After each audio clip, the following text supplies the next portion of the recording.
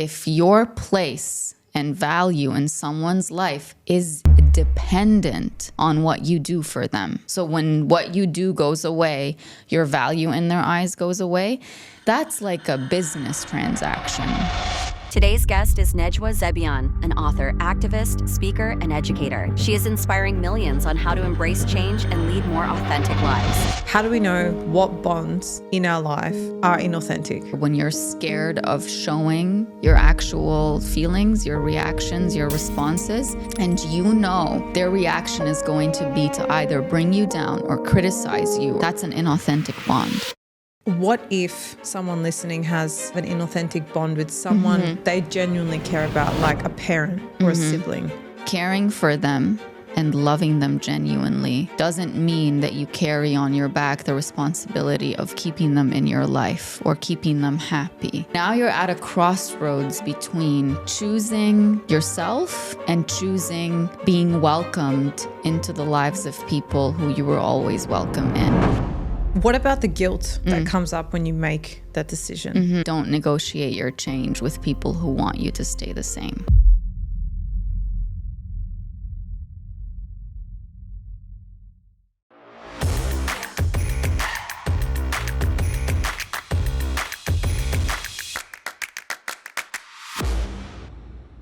All right, balancers, I'm really excited to bring you today's guest. She's someone I've been following for a really long time, and I was actually just telling her before we jumped on the camera that I'm quite an introspective and curious person. So when I'm reading, absorbing and learning from her content, it just feels like a mirror of what is kind of going on in my own mind, but in a very enlightening way. So I'm really excited to have today's guest on, and it's very serendipitous actually, because I reached out and it just so happened that the next day you were going to be in Dubai for 2 days Yes. out of nowhere. So Najwa, I'm really excited to have you on the Balance series today. Welcome to the show. Thank you for having me, and I'm really excited for this conversation. Me too. You know, I was thinking, do I start this conversation with a little bit about your context and where you've come from? But I'm really keen to get into the content of, especially what's in your new book, The Only Constant. Something you talk about a lot in this new book is change, which I think is a really interesting topic. And I've actually, before we jumped on today's recording, I put up like a Q&A for my listeners, and they've actually sent through some questions around the topic. So we'll get to those a bit later. But I think what would be a great place to start is, why were you drawn to write a book about change? I was going through many changes at the time that I was asked, what would you like your next book to be? I had just lost my grandma, and which was a change, obviously, I didn't choose. And I was about to graduate with my doctorate in education, and it was going to be the first time in my life that I wasn't actually working towards something anymore, because I'd been in school my entire life. And my identity started shifting. Do I see myself as someone who is constantly productive, constantly working toward that next assignment, that next project, that next thing that I need to finish? And is that how I want to define myself for the rest of my life? Or should I just put an end to this addiction to being productive, to this addiction to just constantly doing? It was a big period of transition for me in my life. I had that big change happening, and obviously that was a change I chose because I could have continued on with school, but I decided this was the last thing I was going to do. And at the same time, I had many relationships in my life, friendships, family relationships, where certain ends needed to be put in place and certain boundaries needed to be put in place. And I was going through many realizations about my place, like my actual place in people's lives based on what their actions were showing me. And so those were changes I needed to make. It wasn't just about, do I want this or not? Is this a choice or not? It was essential for me to live an authentic life, to be able to make those changes. So these three big themes emerged: changes we don't choose, like the death of a loved one, or someone breaking up with you, or getting fired from a job, or having something that you really wanted to work out and not work out. Changes we choose, like deciding I want to go for this program in school or I don't want to. I want to end this relationship or I don't want to. And changes we need to make. And those are, to me, the most important changes because they lead us to a more present, more authentic life.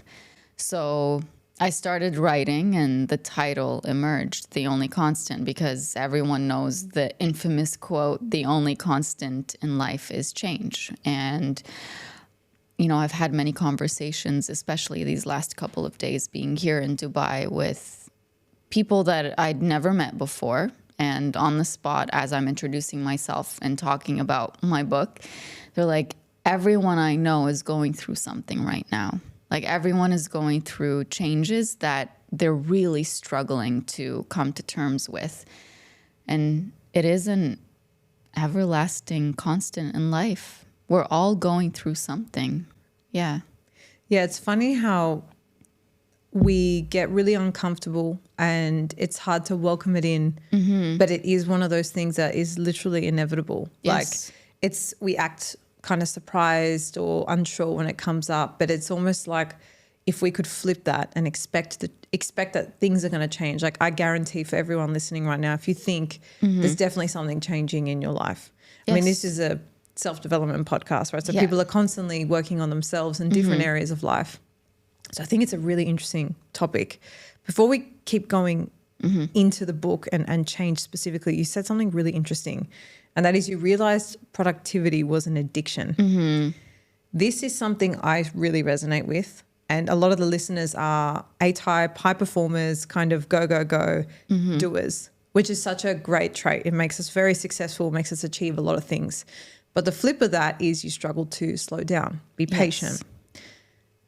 What advice do you have for someone listening who might be stuck in that productivity addiction?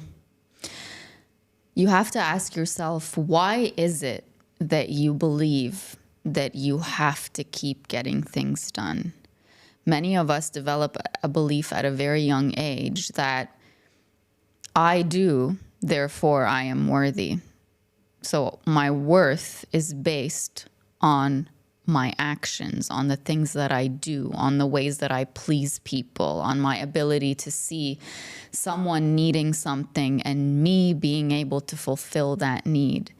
We learn that being needed means we are valued, but that's not the truth. And we don't bring that realization into awareness until we get to a point in our lives where we're running on this never-ending hamster wheel and we're exhausted and we still don't feel worthy. It's like a never-ending race for your worth, and that finish line keeps moving further ahead. Every time you do something, you think, finally, I'm going to feel like I'm worthy. Finally, I'm going to get that person's love.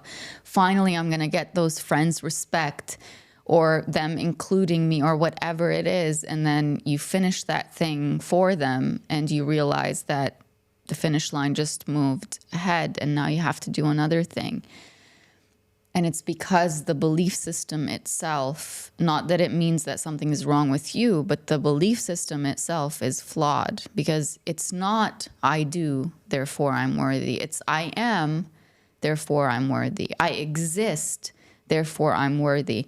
My worth shouldn't depend on what services I'm able to extend or perform for the people around me. You should be able to rest in the knowledge that the people around you love and respect you, regardless of what you do for them or what you don't do for them. But you think that the more you do, the more they're going to look at you and say, wow, you're an amazing person. And so your addiction isn't to the doing. Your addiction is to the reaction you're getting from them. It's to the signs of hope that they're finally seeing you for the way that you want to be seen. Your addiction to hope that they're finally going to love you the way that you deserve to be loved. And so once you start pulling back and not expressing your love or your care for others strictly through making their lives so much easier at the expense of making your own life much harder. And we do that, right? We get rid of our boundaries. We don't ask ourselves, am I actually capable of doing this thing for this person while keeping my own energy for my own stuff? People pleasing. Right? Yeah, we sacrifice ourselves to make other people happy. So once we pull back, and this is not a manipulative thing, this is just something that any person who's listening can exercise and practice to really see and understand what your place in those people's lives is. If your place is dependent on everything that you do, then you are just a placeholder in their life. You serve something for them. But if they don't see you outside of all that doing, and if they don't value you outside of all that doing, then they're not looking at you as a human being. They're looking at you as someone who makes their life more convenient for them.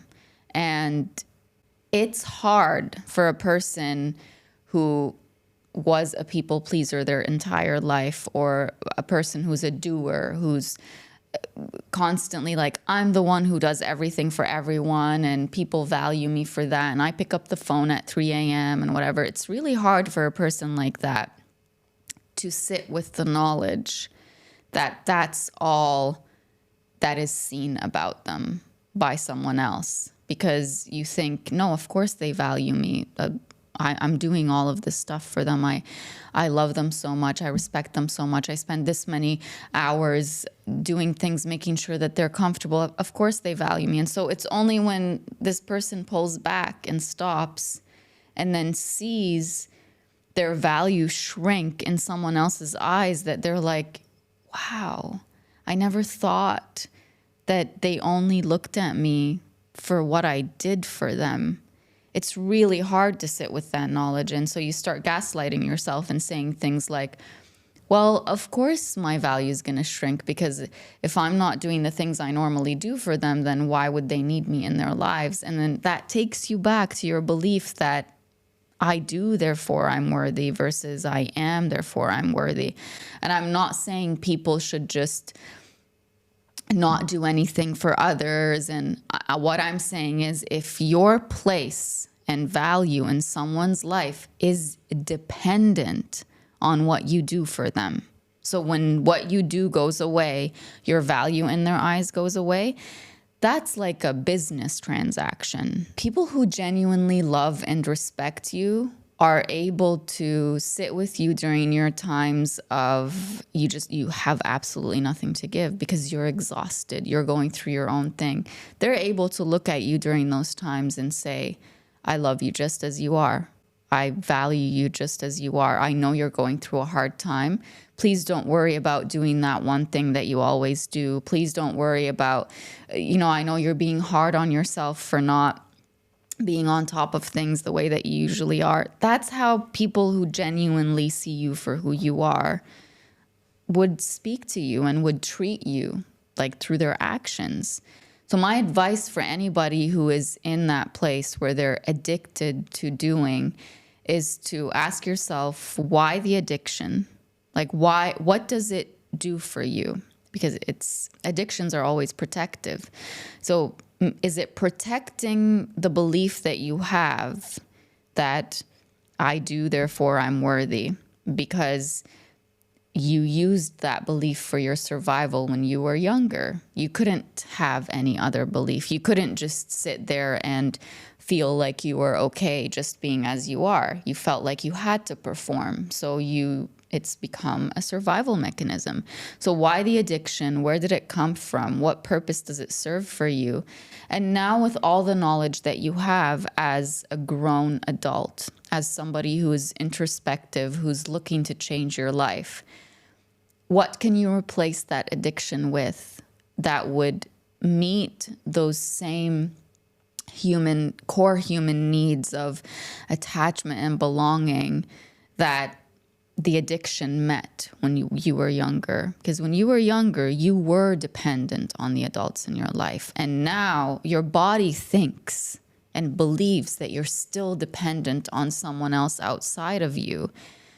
But unless you sit with it and say, I'm not a child anymore. Like, I really don't I don't have that like really intense bond to another person where I absolutely need them to meet my needs for my survival. When you bring that awareness, it's like adult you is picking up little you off the floor and saying, we are going to end this performative act of constantly doing to get what we need. We don't have to do that anymore. It's really interesting actually to think about where the superficial value might lie. And it's actually quite hard to sit with, especially if the people you're reflecting on is like family. But I think it's a very important exercise. One thing I want to ask is, so to replace that feeling of attachment or belonging, what kinds of things would you say mimic that or could replace that feeling? Because I'm just trying to imagine like, being in a situation where that's always been the source, the go-to. I feel like I wouldn't even know where else to look as external options for that. Yes. So let's begin with this. Attachment and belonging are core human needs, not just for children, but also for adults. And when I say that you can sit with yourself and say, I don't actually need to have that intense bond to somebody where they are meeting all of my needs. I'm not saying that we don't need people in our lives. We need people in our lives. We need people to show up. We need people to meet our needs. The question is, are they the right people for us? So when you were younger, you didn't have a choice about who the adults in your life were. Sure. Now as an adult, you do. But for some reason, you chase after people who mimic, in many ways, the same patterns, the same characteristics that the adults that you actually depended on have. And this is something I talk about in The Only Constant and in Welcome Home, where I say, you try to change one ending so that you could change the ending of the story. So if the story that always chased you when you were younger was, I'm not good enough because the adults in my life constantly make me feel like I have to do things in order for me to have those labels of smart and intelligent and whatever, and beautiful and all that stuff. So in your adult years, you chase after similar people, hoping that those people who in your mind are just projections of the people that you were trying to please when you were younger. And you think, if I can change the way that this new person sees me and treats me, then that ending of I'm not worthy, I'm not good enough, I'm not smart enough, whatever, will change. And that's why in our adult years, you find people in relationships where they really struggle with the ending of the relationship. And they're like, well, if only I could get that person back, if only I could get them to see me in a different way, if only I could, then my life would be better. But it's not really about the person that the relationship is ending with. It's about you wanting to change the belief that now manifested in this new person who is really just a copy of an adult from a younger year, and probably a copy of many adults that you met in your adult years, where you thought, if I could change that person's opinion of me or the way they treat me, then this opinion will change. Really difficult truth, but really important. Attachment and belonging are core human needs for us as adults. So the question is, are you surrounding yourself with the right people Or are you surrounding yourself with people who remind you of past adults that you had no choice in having in your life, but now you do have a choice, but something inside of you is getting caught in that current, that same current that tied you to adults from your past, and you think, I can't let go of this person. I can't let go of this partner. I can't let go of this friend. I can't let go of this family member because I couldn't let go when I was younger. But this is where you need to remind yourself that you are now a full-grown adult and you can make your own decisions and you can cut people off and you can set boundaries. And if you're belonging to that person or to their life or to that group of people is dependent on you abandoning yourself, on you constantly making compromises and sacrifices, if your presence in their life, if your welcome in their life is dependent on you putting on a show and pretending to not be hurt by certain things just so that they don't walk away, that's not the right person for you, regardless of what position that person holds. They could be a boss, they could be a friend, they could be someone who's been in your life since the moment you were born. This is the time to not trade in who you really are for them welcoming you. Because if you are not yourself in that relationship, then are they really welcoming you or are they welcoming who they want you to be? That's still not you. You're still not feeling loved. You're still not feeling respected. So two truths can be true, that we as adults need attachment and belonging, and that we as adults don't need attachment and belonging with every single person who walks into our lives. Yeah, those are very, very powerful. And if we just flip the last thing you said, it's also true that if you're in a position or relationship where you don't feel loved or you don't feel seen as who you are, then you're constantly going to be attracting people who view you in that light. Yes. And as you were talking, I was just reflecting, actually quite fittingly, one belief I had growing up was that I wasn't good enough, right? So this whole conversation has really resonated with me. And it's not, it's something I've worked through now and I'm comfortable like talking about, and I can still see it come up in different aspects of my life, but I have a lot more grace for it now because I understand where it comes from and its need. But what was really interesting, I'd say up until I was about 19, I had a string of relationships, both romantic and friendships, with people who made me feel like I wasn't good enough.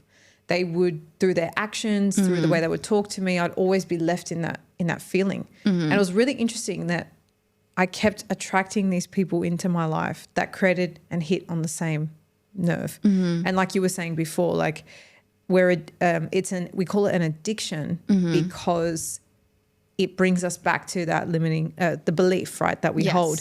But in the same vein, holding a belief or getting a belief affirmed produces an emotion, right? So we're always chasing this cycle of ending up in the same emotion. And some people might think, well, I'm not addicted to not feeling good enough. That's strange. But the simple primal thing there is that it's familiar to you and we chase what's comfortable. Yes. So it's really interesting to just unmask and distinguish, right? Like what is true for you or not, and to actually take power and control back as an adult to say, okay, as a child, maybe I didn't choose these things. I didn't pick these people. I didn't want these experiences, but you've had them and now you have a choice. And I like the whole way to replace those current relationships or those current addictions with healthier ones by simply subbing out people, right? By making space for people that look at you differently. And that's, I think, what happened to me around 19, 20, where I had different friendships. I met my husband when I was 20 and we've been together almost 10 years now,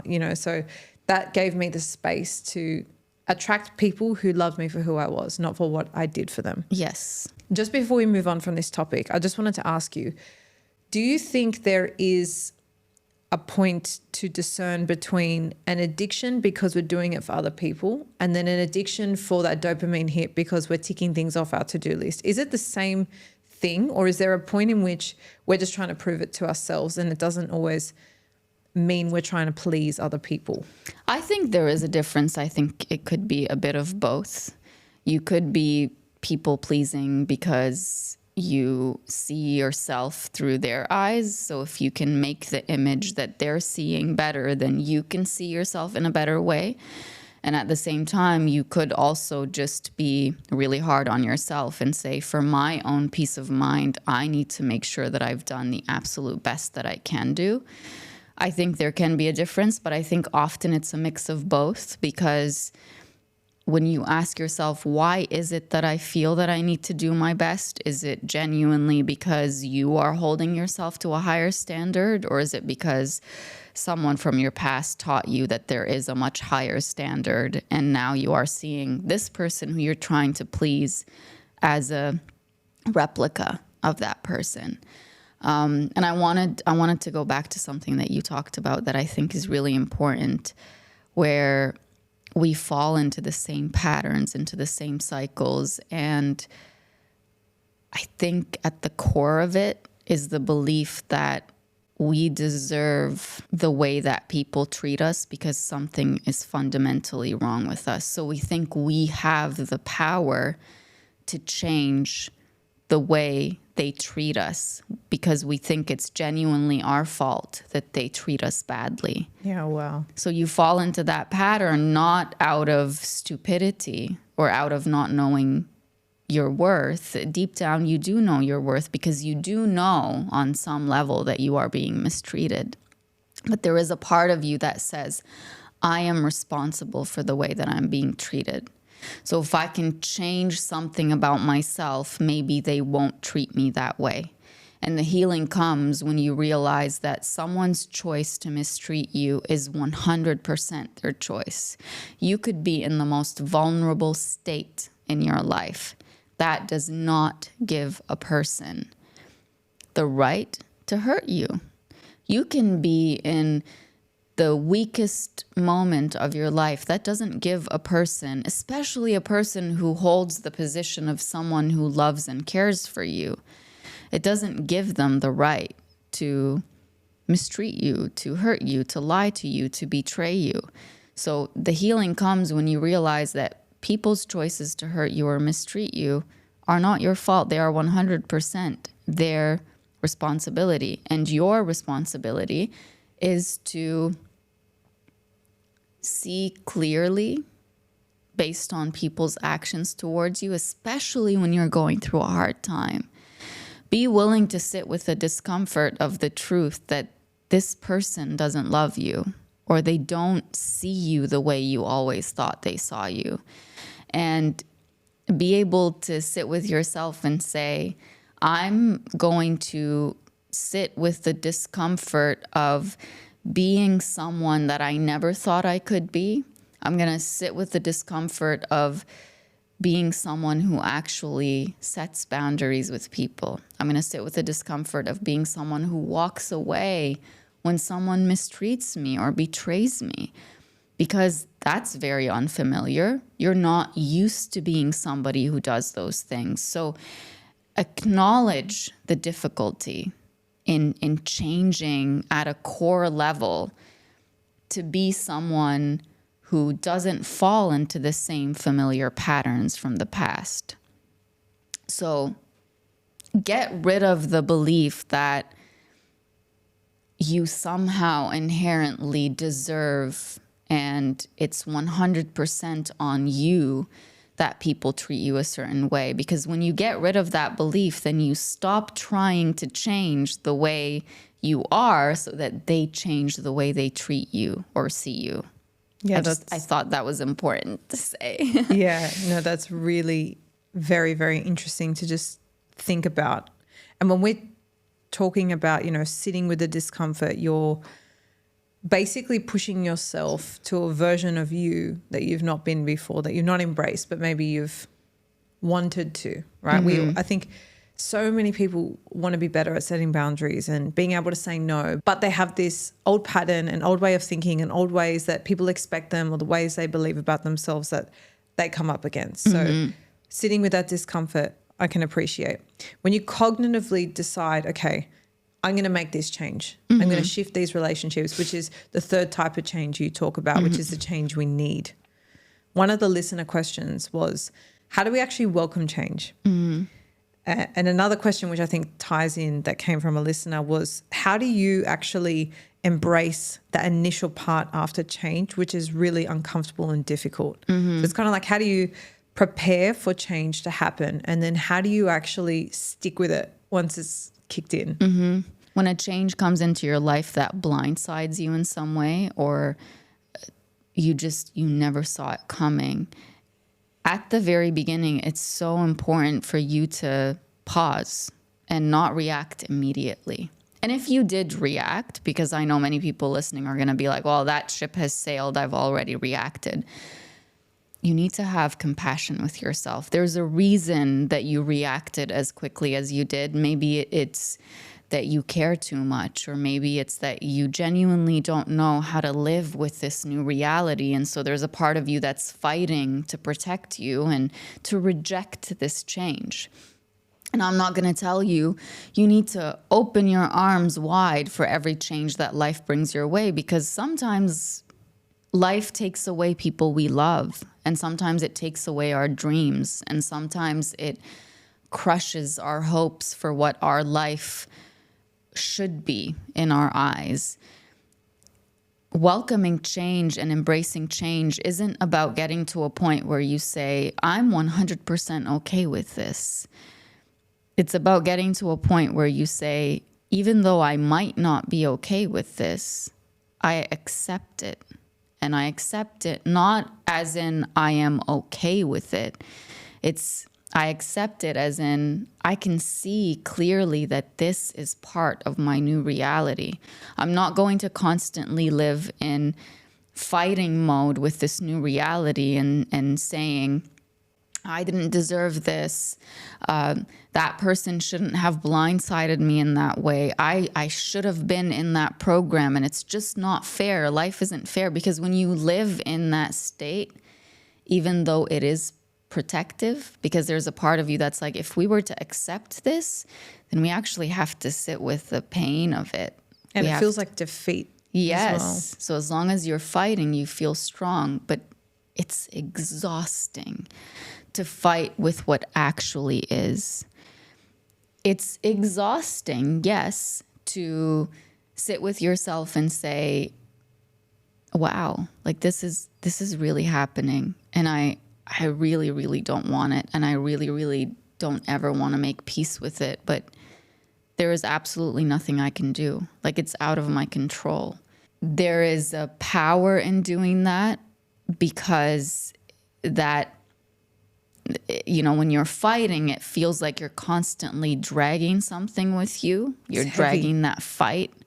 And so when you finally, it is really heavy. So when you finally say, I see it for what it is, like, this is now part of my new reality. And the only control I have is to either say, I am now a changed person. My life is now a different version of what it used to be.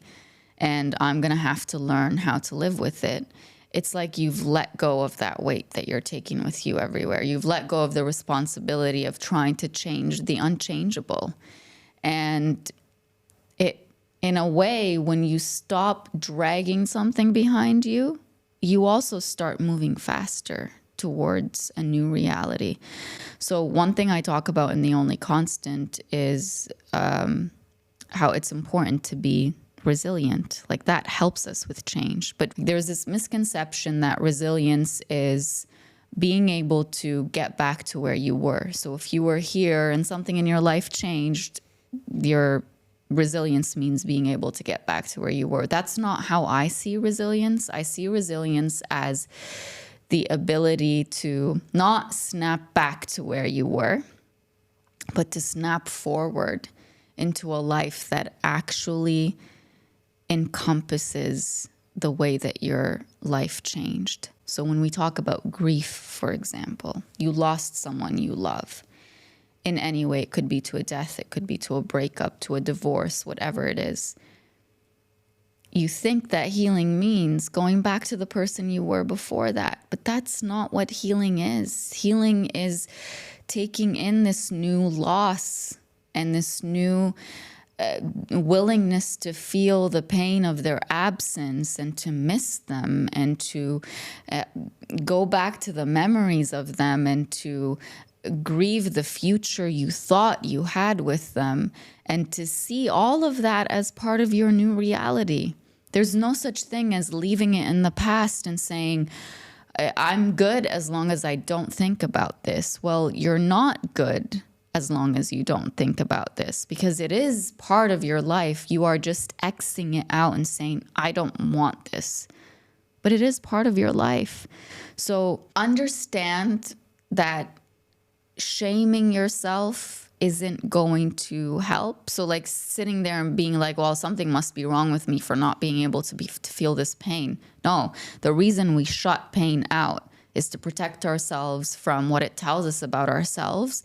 It's to protect ourselves from opening the can of worms of all the other pains in our life that we didn't resolve. And so we want to tuck it away.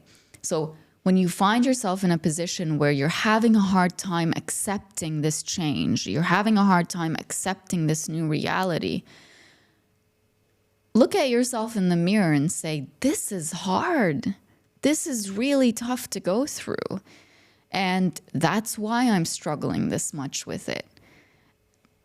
It's only human to struggle in that way.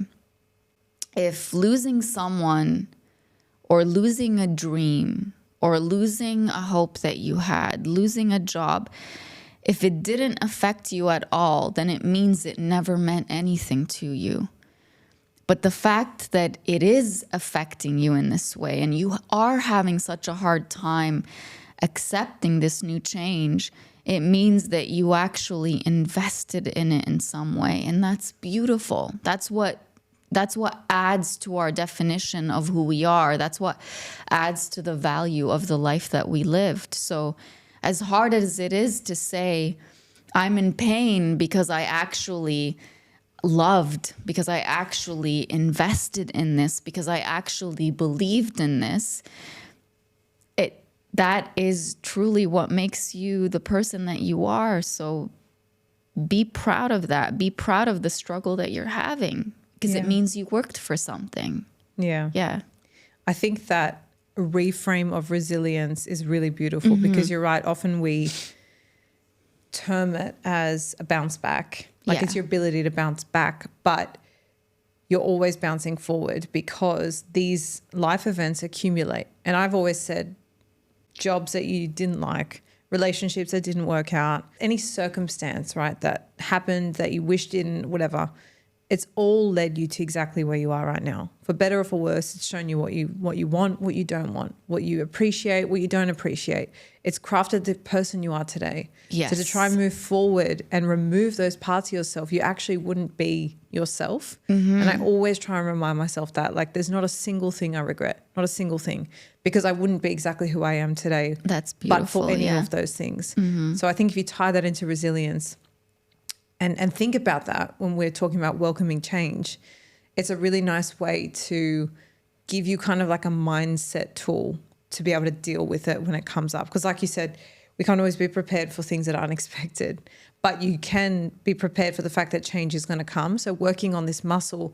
And for me, like half the time, it's not like I have to sit down and do a 5-step exercise. It's actually just the way I'm thinking about things and the way I need to reframe things to make my experience of what's going on just feel different. It's a very inside out experience for me. So I think when we're talking about welcoming change, it really can come down to the way you see it and what story you tell yourself about what it means for you in your life.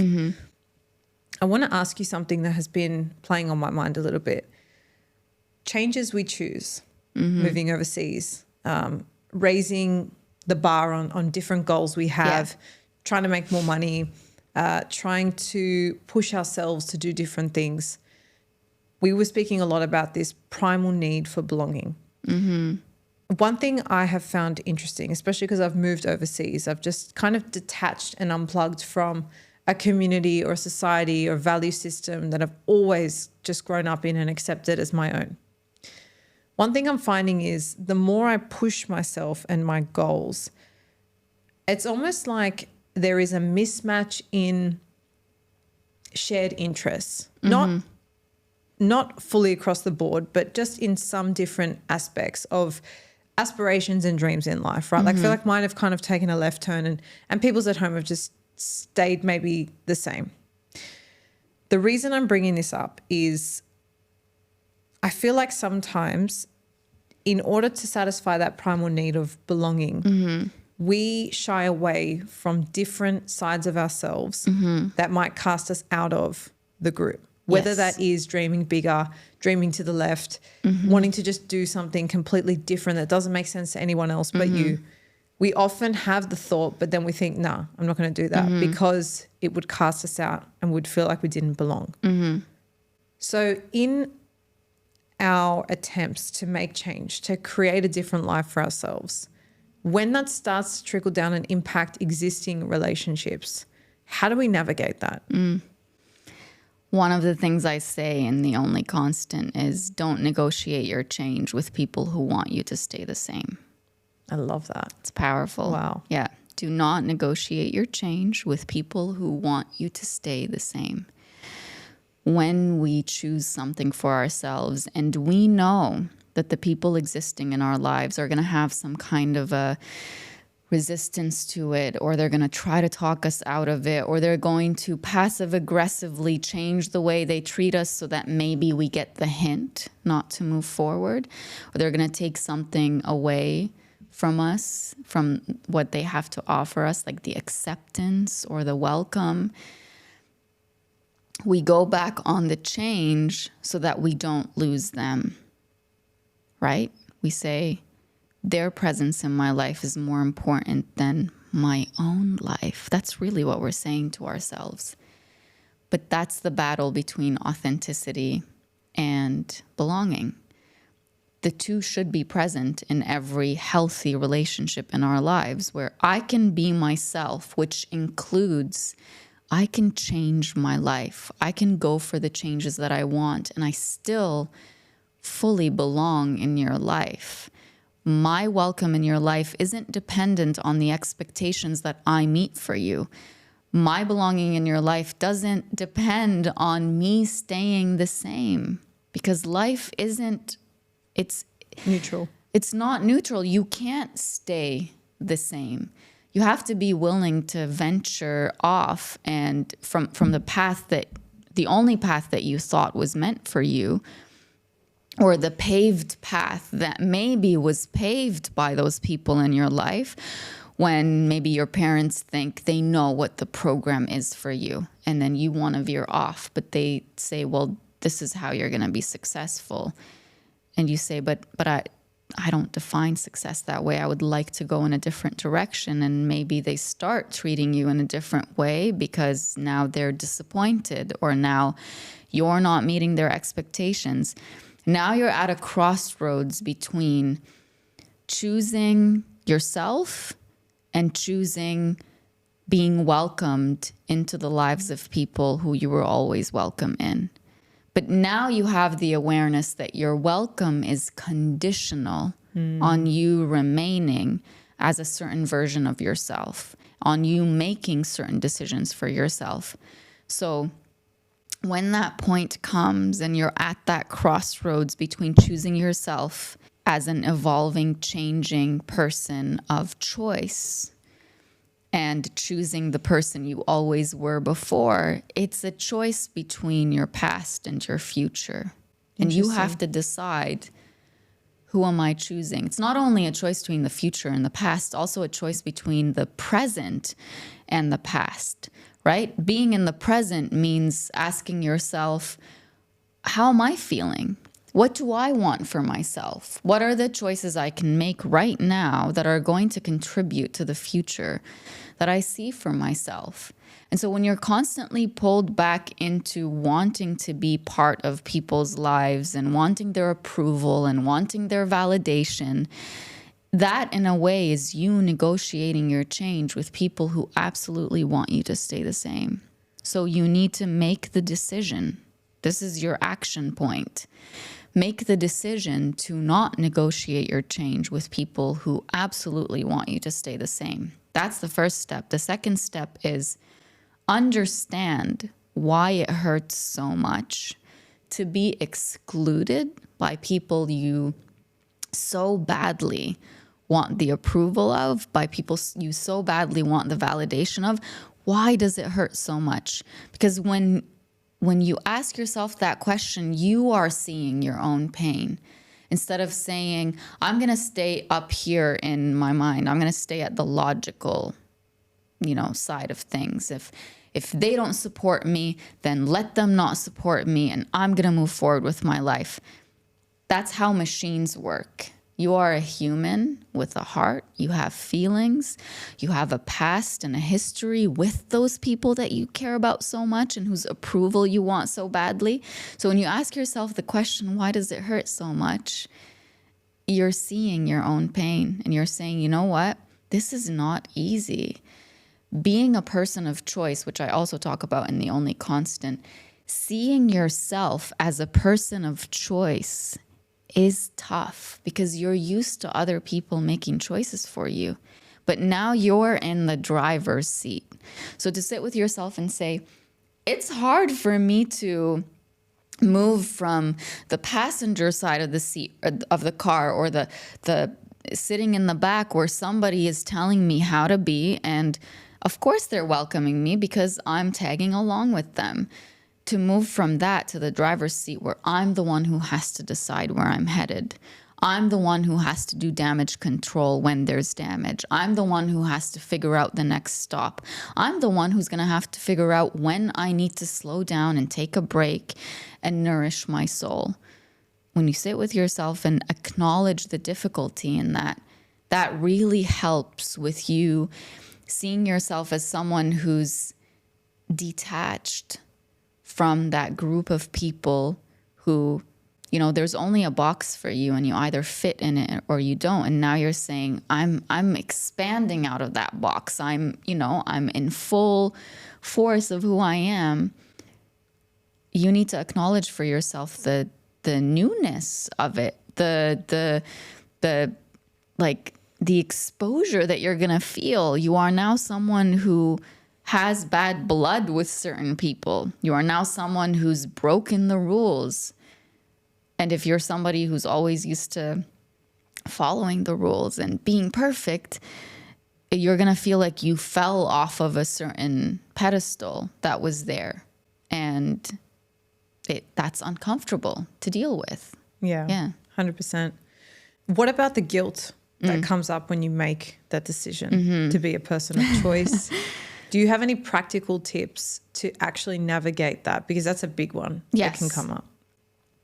Guilt is a very natural part of the human experience. I would never tell somebody, you shouldn't feel guilty. Sure, you're going to feel guilty because you care, because you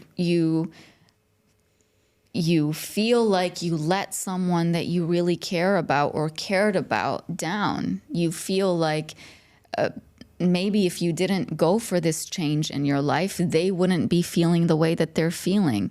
So guilt is meant to, protect you as you navigate this change. It comes up as a way to say, are we sure we want this? It's kind of like a checkpoint. So it really serves to protect you.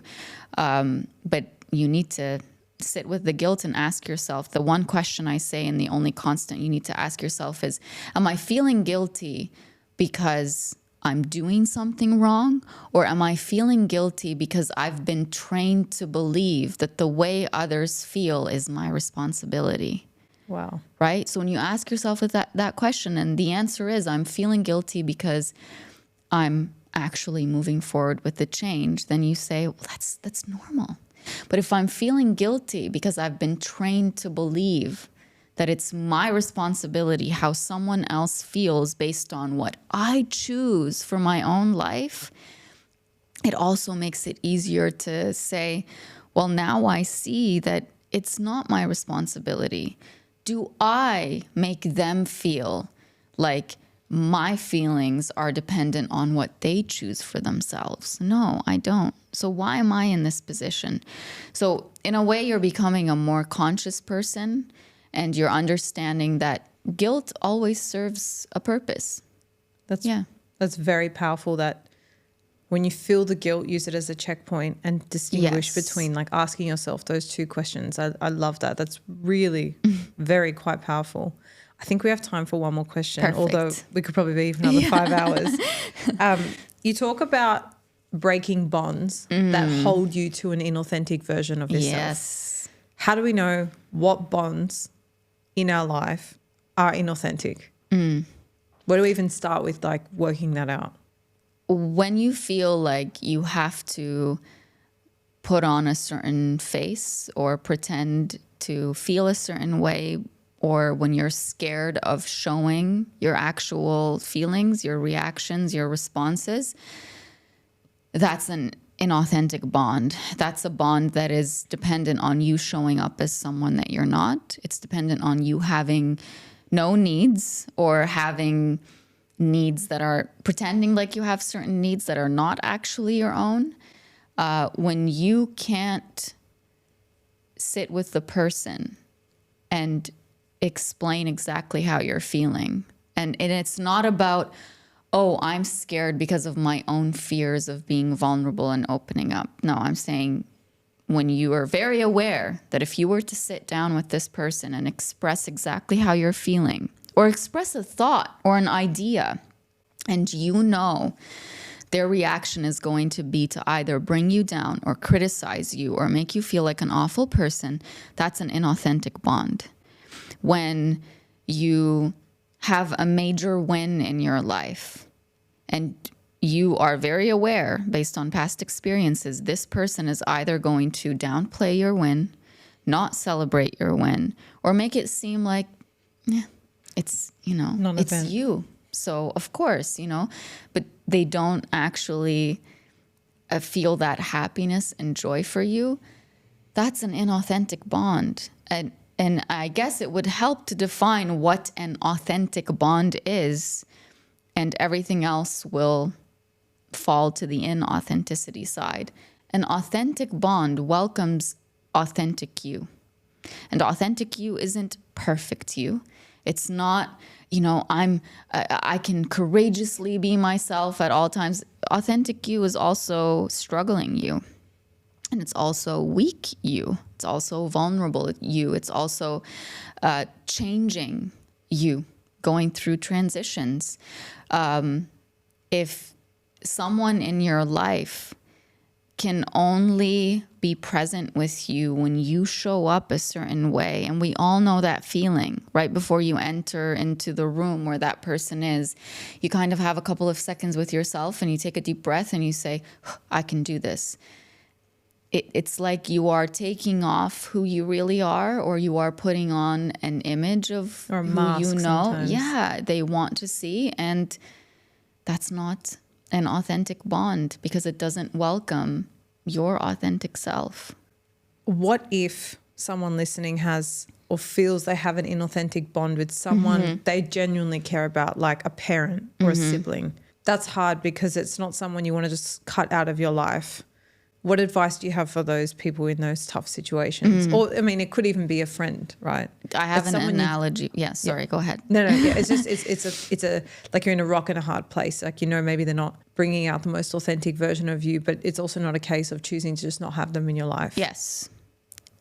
Two things can be true. You can care deeply about someone, and it is not 100% your responsibility to keep the bond with them. So caring for them and loving them genuinely doesn't mean that you carry on your back the responsibility of keeping them in your life or keeping them happy. The analogy that I use for this is if the two of you are at opposite ends of the bridge, and if you're constantly the one who has to cross over to them, which means you are constantly the one who wants to make sure that they're happy, or constantly the one who wants to make sure that they feel cared for. You are always the one who goes back on your changes. They're not willing to move toward you to see you for who you really are. Then that's not, maybe that's the relationship where you don't burn the bridge. The bridge is always there, but they have a choice to cross over to you. if you're always the one crossing over to them, that's not a relationship. That's not a two-way street. That's you feeling a sense of, I really want to make sure this person's okay. I really want to make sure this person stays in my life. Well, what happens when you stop trying? Do they try? Because a big part of choosing the people who are good for us and the people who we want in our lives is, do they want to be in my life? Is their care just through words or through, we're family, so of course I'm always going to care about you. So is it just something we say, or is it shown through action? So if there's someone in your life that you really care about and you're finding a difficulty leaving them behind because you're making these changes and they're just not budging, they're not willing to either support you or to show up for you in the way that you need them to show up for you, two things can be true. You can deeply care for them, but still decide to not constantly try to pull them towards you, because that's also a heavy weight to carry. Yeah. There's one other thing that I wrote about in The Only Constant that I think is really powerful, and it's, you always have to remember that your choice to change something in your life is not a choice to hurt the people in your life who don't want that change for you. Like, those two are different things. But you think, if I make a change that they are not okay with, then I am directly to blame for the way they're feeling. No, you're not. You are making a choice for yourself. You are not choosing to hurt them. It's on them to deal with the discomfort of you changing. Should you sit with them and explain and soothe their insecurities or the way that they're feeling? Sure, if you care about them, of course, you can sit with them and say, I understand how scary this is. You saw a certain path for me, or you and I have been in a relationship for 10 years and now I'm making this change and it probably scares you. What if I walk away? I see that. And I'm giving you my assurance from now that I will communicate. I will, nothing changes between us, and if something does, I will talk to you about it. Sure, you can do that, but don't carry the responsibility of the way they're feeling about your change, your personal change, and try to go back on yourself just so that they don't feel the pain. Yeah, it comes back down to whether you feel their emotions are your responsibility. Yeah. Right. But yeah. I think this has been an incredibly powerful conversation for those listening who are in, we're all going through change. So I think there's something for everybody in this conversation, but particularly for those who feel they are caught up in these inauthentic bonds in any capacity of whatever we've discussed, because I feel that the weight of that, especially if you have people-pleasing tendencies or have had those, is so heavy. It can feel like a ball and chain when you're trying to move forward and make different choices with your life. So I want to firstly thank you for your time today with me. I really appreciate you sitting down with me. Secondly, thank you for compiling all this knowledge into amazing books like this one, which I cannot wait to read. Thank you very much for my copy. I'm very grateful for it. I'll put a link in the show notes for where people can get that copy as well. But yeah, I'm very, very grateful for your time and everything you speak about. I've learned a lot from you over the years. Aww. And so it's been beautiful sharing a conversation with you today. So thank you so much. I'm really grateful that I got to sit with you and finally meet you. And I felt like this conversation was 5 minutes. So I know. That means it was a great one. Absolutely. Well, next time you're around, we can do a part 2. Yes, I would love that. Thank you, Najwa. Thank you.